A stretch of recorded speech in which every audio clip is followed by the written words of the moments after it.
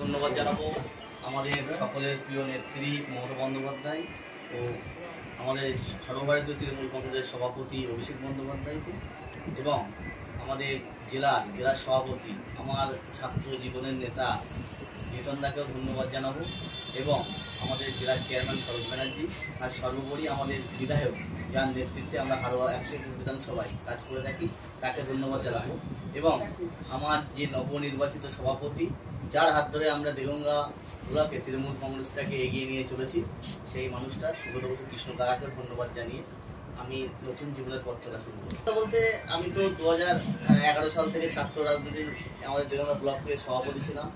এতদিন ছাত্রদের হয়ে কাজ করেছি। এখন মনে করি ছাত্র যুব সবাইকে একসঙ্গে নিয়ে আগামী দিনে আমাদের দলের যে বার্তা মাননীয় মুখ্যমন্ত্রী মমতা বন্দ্যোপাধ্যায় এবং আমাদের সেনাপতি অভিষেক বন্দ্যোপাধ্যায়ের নীতি আদর্শকে তুলে ধরার জন্য ছাত্র যুবকে নিয়ে একসঙ্গে চলব, এটাই আমার আদর্শ। আমার একটাই চেষ্টা যে সাধারণ মানুষের জন্য কাজ করতে হবে।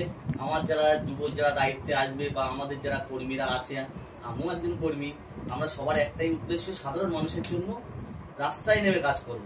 সাধারণ মানুষের সঙ্গে সুসম্পর্ক রেখে দলটাকে আরো অনেক পরিমাণে যেন আমরা এগিয়ে নিয়ে যেতে পারি, সেটাই আমাদের মূল্য। মূলত হচ্ছে যখন আমরা ছাত্র পলিটিক্স করতাম, কলেজ গেটে এসএফআই সিপির সঙ্গে অনেক অশান্তি মারপিট অনেক কিছু হয়েছে।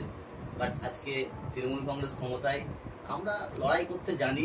লড়াইয়ের মাঠ ছেড়ে একবারও আমরা সরে আসতে কোনোদিন শিখিনি। আমার নেতার পাশে দাঁড়িয়ে বসেই বলছি এবং আগামী দিন এই যে একটা ভণ্ড দল বিজেপি যে পরিমাণে মানুষের জন্য একটা অশান্ত পরিবেশ সৃষ্টি করার চেষ্টা করে, তার বিরুদ্ধে আমাদের লড়াই সবসময় জারি থাকে।